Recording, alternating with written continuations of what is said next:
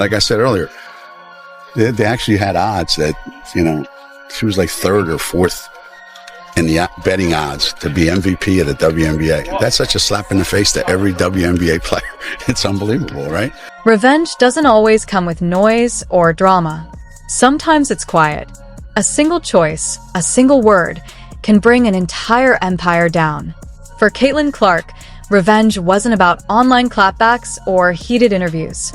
It was far more ruthless in its simplicity. She walked away. She turned down Geno Auriemma. She rejected UConn's legacy. And she said no to the $1 million offer that came knocking years later. That's the worst part about new fans. They have no perspective. There's no context.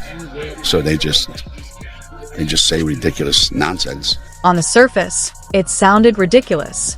Who turns down more than $1 million for just 8 weeks on the court? But this wasn't a normal deal. It was a lifeline for a man who had once brushed her aside, talked down to her, and treated her as expendable. By rejecting it, Clark didn't simply walk away from the money. She delivered a humbling blow to someone who never believed he could be brought down. The delusional fan base that follows her disrespected the WNBA players by saying she's going to go in that league and tear it apart. There were actually odds on she's third or fourth in betting odds on being MVP of the WNBA. These people are so disrespectful and so unknowledgeable and so stupid that it gives women's basketball a bad name. Okay, so the kid was set up for failure right from the beginning. And that's what elevates this story beyond basketball. This isn't about stats, highlights, or trophies. It's about power. For years, Geno Auriemma stood as the ultimate gatekeeper of women's basketball, the man who decided who mattered, who got the spotlight, and who disappeared into the background. Caitlin Clark shattered that hierarchy. She didn't need his validation, his program, or his money. She built her own legacy without him. And when he finally came calling, she shut the door with a calm, unmistakable message. I don't need you. You need me. Every revenge story begins with a mistake. Geno's wasn't a bad substitution or a missed timeout. It was arrogance, plain and simple. Before Clark became the face of a sport, before packed arenas and record-breaking TV numbers, she was just a kid chasing a dream. She said it herself. UConn was everything. The dynasty. The empire. The home of legends like Taurasi, Moore, and Stewart, the peak of women's basketball. For a girl growing up in Iowa, it didn't get bigger than that. When recruiting season arrived, the storyline seemed inevitable. The most electric talent of her generation joining forces with the greatest recruiter the game had ever seen. But that moment never came. The phone never rang. And Diana said it best. This kid's in for a rude awakening. Geno never made the call. He didn't reach out to Clark, didn't contact her parents, and barely passed along a message through her AAU coach. For someone known as the greatest recruiter in the sport, that silence spoke volumes. And it wasn't accidental. It was deliberate. The message was unmistakable. She wasn't a priority. His justification was that UConn had already committed to Paige Buchers and didn't want 2 point guards. On the surface, that sounds reasonable. But then came the real slight. Geno suggested that if Clark truly wanted UConn, she should have called him. Let that sink in. The coach celebrated for identifying once-in-a-generation talent early, decided Caitlin Clark wasn't worth the effort, and then put the responsibility on a teenager for not pursuing him. That wasn't just a recruiting mistake. It was disrespect, the kind that stays with you. Clark didn't argue or complain. She simply remembered it. If Geno didn't believe in her, she'd find a place that would.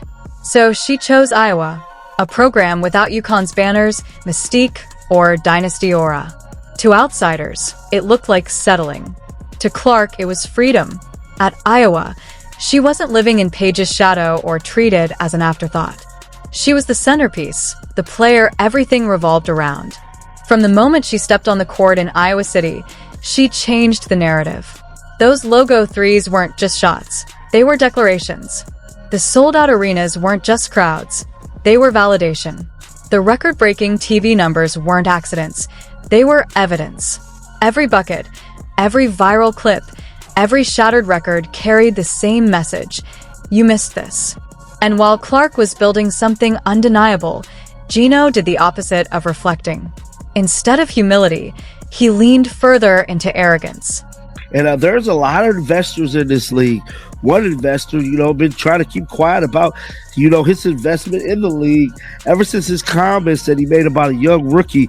Pretty much, had him in the headlines for about a month and a half. That is Geno Auriemma, dog.